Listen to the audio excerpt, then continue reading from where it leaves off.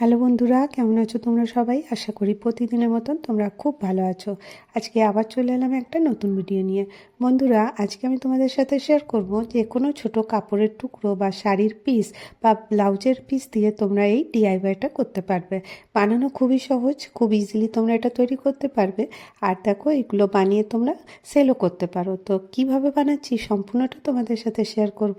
তো চলো কিভাবে করছি তোমাদেরকে বলে দিই। তো দেখো, আমি এখানে আজকে একটা প্রথমে এই শাড়ির কাপড়টা হাফ করে নিয়েছিলাম। তো কিভাবে করেছি দেখো, এটা তো লম্বা ছিল, এখান থেকে আমি এটা কেটে মাঝখান থেকে সেলাই করে নিয়েছি। আর ওর মেজারমেন্টেই আমি নিয়ে নিচ্ছি ফোম শিট আর নিয়ে নিচ্ছি নন-ওয়ানের কাপড়। তো এটাকে আমি কুইলিং করব। প্রথমে একে অপরের উপর এইভাবে রেখে দেবো। রেখে দিয়ে এই তিনটে পিসকে সুন্দর করে রেখে এখানে আমি কুইলিং করে নেব। তো কাপড় যখন ছোট থাকবে তখন তোমরা জয়েন করেও এটা করতে পারো। তো দেখো, এটা জয়েন করা হয়ে গেছে, কুইলিং করে নিয়েছি। এবারে যে এক্সট্রা একটু টেরাবেকা কাপড়টা ছিল ওটাকে আমি কেটে সোজা করে দিলাম। এখানে আমি তোমাদেরকে মেজারমেন্টটা বলে দিই, 17 ইঞ্চি বাই 10 ইঞ্চি। তো এবারে এটা করে নেওয়ার পরে উপর থেকে 2 ইঞ্চিতে একটা দাগ দিয়ে দিলাম। এটা বানানো খুব সহজ, একটু মন দিয়ে দেখো তাহলেই তোমরা বুঝতে পারবে।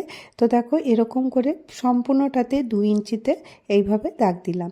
এবারে পুরোটা মার্জিনটা একসাথে জয়েন করে দেবো। এখান থেকে আমি এটা কেটে নিচ্ছি। এবার দেখো, এটা খুব ছোট্ট কাপড় দিয়ে তৈরি করে দেখাচ্ছি। আর যে আমাদের কাছে বেঁচে যাওয়া যে ছোটো ছোটো টুকরো থাকে সেগুলো দিয়ে তোমরা করতে পারো। তো এর থেকেই এই শাড়ির যে পিসটা ছিল তার থেকেই আমি কিছুটা কাপড় এইভাবে কেটে নিয়েছি। আর কেটে নিয়ে এটা দেখো, এরকম আন্দাজ মতন 2 ইঞ্চি বা 3 ইঞ্চি এরকম রেখে তোমরা এটাকে হাফ করে নেবে। এইভাবে দেখো, আমি 4টা পিস একই মেজারমেন্টে কেটে রেডি করে নিচ্ছি। এভাবে কেটে নিচ্ছি। আর এবারে এই ছোট ছোট টুকরো কাপড়গুলো দেখছো, এইগুলোকে আমি পাইপিনের মতন ব্যবহার করব। এইভাবে রাখবো, দিয়ে সেলাই করে এটাকে উল্টে আবার থেকে ফোল্ড করে নেব। নিচটাও এইভাবে করব। আর এই যে ছোট টুকরোগুলো দেখছো এইগুলোকেও আমি এইভাবে সেলাই করে নেব। তো চলো সেলাই করে নিয়ে চলে আসি। দেখো, এইভাবে আমি সেলাইটা করে নিয়েছি। এতে কী হবে, সুতোগুলো আর বেরোবে না, আর এর ফিনিশিংটাও সুন্দর হয়ে যাবে।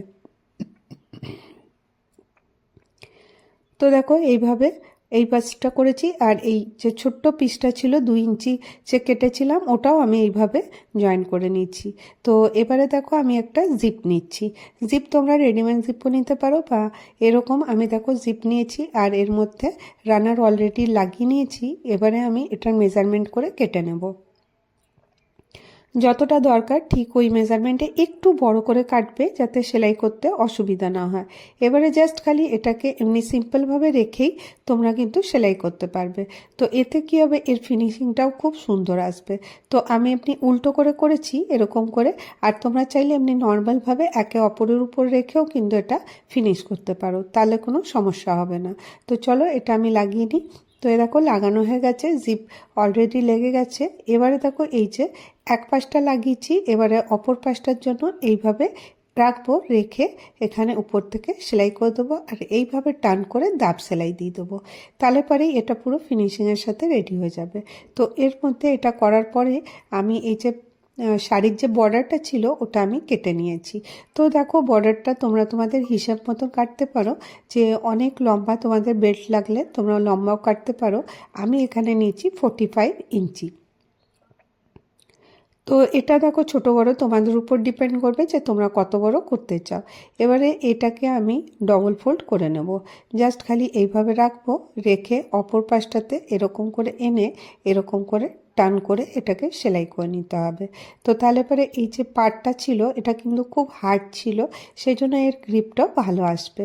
তো এটা কমপ্লিট হয়ে গেছে, এটা আমি আলাদা করে রেখে দিই। আশা করি এতক্ষণ পর্যন্ত তোমরা সকলে বুঝতে পারছো যে কিভাবে করছি। ছোট্ট একটা কাপড়ের পিস দিয়েই আমি এটা রেডি করে নেব। এবার দেখো, তোমাদের কাছে যদি নন-ওয়ানের কাপড় না থাকে সেই জায়গায় তোমরা যে কোনো পুরনো বেডশিটও নিতে পারো বা পর্দার কাপড়ও নিতে পারো। তো এইভাবে দেখো, আমি এখানে এটা পকেট বানাবো। তো প্রথমে আমি এরই মেজারমেন্টে একটা কাপড় কেটে নিয়েছি নন-ওয়ানের। তোমরা দেখেই বুঝতে পারছো কতটা বড় নিয়েছি। এবারে এটাকে আমি 4-5টা সেলাই করে নিচ্ছি। এবারে আমি এটাকে এইরকম করে রাখবো, রেখে এবারে এটাকে 4 পাশ দিয়ে সেলাই করে দেবো। আঙুল দিয়ে যেভাবে দেখাচ্ছি ঠিক সেইভাবে এরকম করে সেলাই করে দিতে হবে। সেলাই কমপ্লিট হয়ে গেছে। তো দেখো এটাতে একটা পকেট রেডি হয়ে গেল। তো কিভাবে পকেটটা ওপেন হচ্ছে তোমাদেরকে খুলে দেখিয়ে দিই। এইভাবে যখন জিপটা তোমরা খুলবে এর মধ্যে অনেকটা বড় একটা পকেট পেয়ে যাবে। তো এটা এখন বন্ধ করে দিই। এবারে একটা মেজারমেন্ট আমাকে নিতে হবে।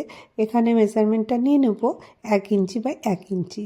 এক্সট্রা যে কাপড় থাকবে বা এখানে যে এক্সট্রা জিপটা ছিল সেটাকে আমি কেটে সরিয়ে দিলাম, আর একদম সুন্দর করে এটা ফিনিশিংয়ের সাথে রেডি করছি। তো দেখো এটা একদম সুন্দর করে একটা পিস রেডি হয়ে গেল। আর আশা করি বুঝতে পারছো কিভাবে করছি। এবারে একটা মেজারমেন্ট নেব, তোমাদেরকে বললাম মেজারমেন্টটা নেব এখানে 1 ইঞ্চি বাই 1 ইঞ্চি। এভাবে দেখো একটু ছোট বড় যেগুলো থাকবে সেগুলোকেও কেটে বাদ দিয়ে দেবে, যাতে এর ফিনিশিংটা একদম সুন্দর দেখতে হয়। তো দেখো আমরা যখন বাজার থেকে কিনে আনি সেই জিনিসের কিন্তু ফিনিশিং খুব সুন্দর থাকে। সেই জন্য চেষ্টা করব যে বাড়িতে পড়ে থাকা জিনিস দিয়ে সুন্দর ফিনিশিংয়ের সাথে তৈরি করার। দেখো এখানে আমি 1 ইঞ্চি বাই 1 ইঞ্চির বক্স বানিয়ে নিচ্ছি। অবশ্যই এখানে 1 ইঞ্চি বাই 1 ইঞ্চিরই বানাবে, এর থেকে বড় বানাবে না। তো এইভাবে দেখো 4টা দিকেই আমি মানে 4টা কর্নারে এরকম 1 ইঞ্চি বাই 1 ইঞ্চির বক্স রেডি করে নেব।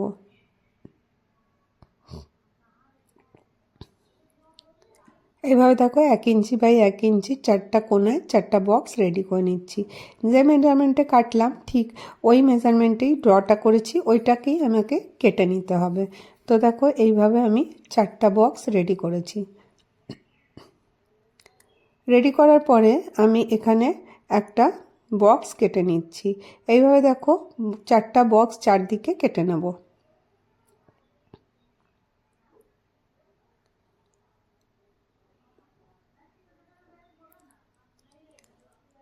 খুব সহজেই তোমরা এটা করতে পারবে, যে কোনো নতুন কাপড় দিয়েও তৈরি করতে পারো, সেটা দিয়েও কিন্তু এটা খুব সুন্দর হবে।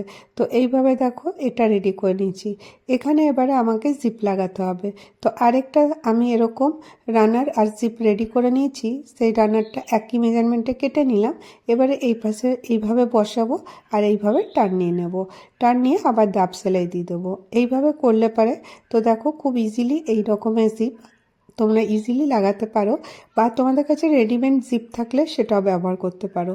এবারে এই যে এই কোণাটা আর এই যে নিচের কোণাটা, নিচের যে পার্টটা আছে সেই দুটো পার্টকে এরকম করে রাখবো আর উপর থেকে সেলাই করে দেবো। এইভাবে ধরে একসাথে সুন্দর করে ধরতে হবে, ধরে এটাকে সেলাই করে নেব।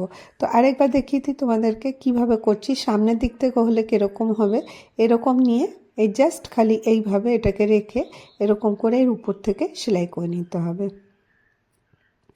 আজকে আমি এটা ডবল জিপের তোমাদের সাথে শেয়ার করছি স্লিং ব্যাগটা।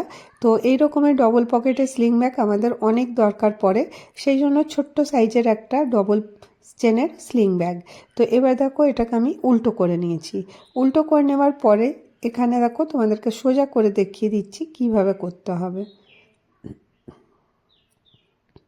সেলাই করার পরে সোজা হয়ে গেল, আর এই রকমের ব্যাগটা স্লিং ব্যাগটা এরকমের শেপ হয়েছে। তো দুটো পকেট রেডি আছে। এবার চলো এটাকে টান করে নিই। টান করে নেওয়ার পরে আমাকে কি করতে হবে, এটাকে সুন্দর করে মানে খুলে নিতে হবে, আর ঠিক মাঝ বরাবর রেখে এরকম হাত দিয়ে চেপে দিতে হবে। এইভাবে চেপে দেওয়ার পরে এই যে দুটো সাইড খোলা আছে, এই দুটো সাইডকে তোমরা সেলাই করে নেবে।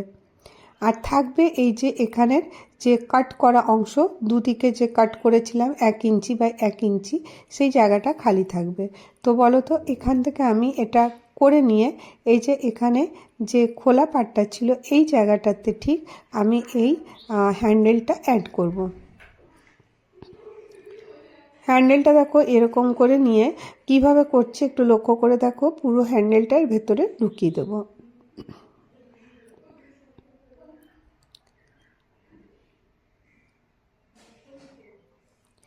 এইভাবে ঢুকিয়ে দিচ্ছি। আর ঠিক এই কর্নারটা এরকম করে ধরবো, আর দুটোকে এরকম করে ধরে এইভাবে এর মধ্যে সেলাই দিয়ে দিতে হবে। জাস্ট খালি এরকম কোনাকুনিভাবে ধরতে হবে। ধরে নিয়ে এর মধ্যে থেকে নিয়ে এইভাবে একটা আমি পিন লাগিয়ে দেখিয়ে দিচ্ছি কিভাবে সেলাই করতে হবে।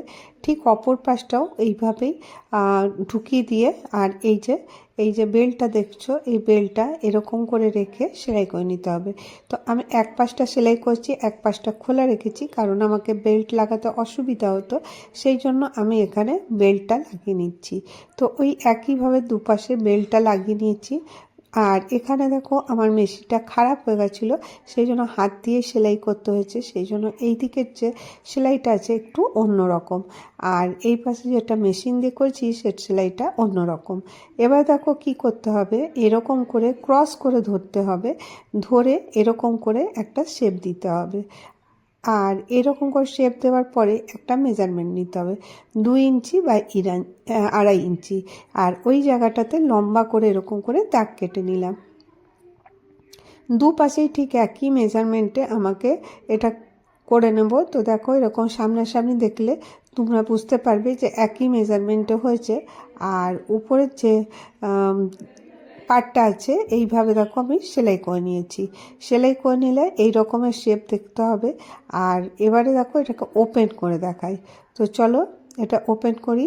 এইভাবে দেখো এটাকে খুলছি, এইভাবে খুলে নাও। তো আমাদের পার্স একদম রেডি হয়ে গেছে, স্লিং ব্যাগ একদম রেডি। তো দেখো আমাদের স্লিং ব্যাগ রেডি হয়ে গেছে, দেখতেও কত ভালো লাগছে। আশা করি তোমাদেরকেও ভালো লেগে থাকবে। যদি তোমাদেরকে আমার এই স্লিং ব্যাগের আইডিয়াটা ভালো লেগে থাকে তাহলে অবশ্যই একটা করে লাইক করে দিও, আর অনেক ভালো লাগলে চ্যানেলটাকে সাবস্ক্রাইব করতে ভুলো না। আর যদি তোমাদেরকে ভিডিও সত্যি উপকারে বলে মনে হয় তাহলে নিজেদের ফ্রেন্ডস আর ফ্যামিলির সাথে অবশ্যই শেয়ার করো। তো দেখো ফাইনালি আমার এই স্লিং ব্যাগটা রেডি হয়ে গেছে। কত সহজেই কত ইজিলি আমরা এটা তৈরি করতে পারি বাড়িতে পরে থাকা কাপড় চোপড় দিয়ে। তো দেখো এখানে দুটো পকেট, এই পকেটটা আমি তোমাকে ওপেন করে দেখিয়ে দিলাম। তো আজকে এতটাই। আবার দেখা হবে নেক্সট ভিডিওতে। ভালো থেকো, সুস্থ থেকো। তো দেখো ফাইনাল লুকটা কীরকম হয়েছে। এইভাবে দেখো এর বেসটাও খুব সুন্দর, আর এইভাবে তোমরা এটাকে ইউজ করতে পারো। তো আজকে ভিডিও এখানেই শেষ করব। আবার দেখা হবে নেক্সট ভিডিওতে। ভালো থেকো, সুস্থ থেকো, বাই বাই।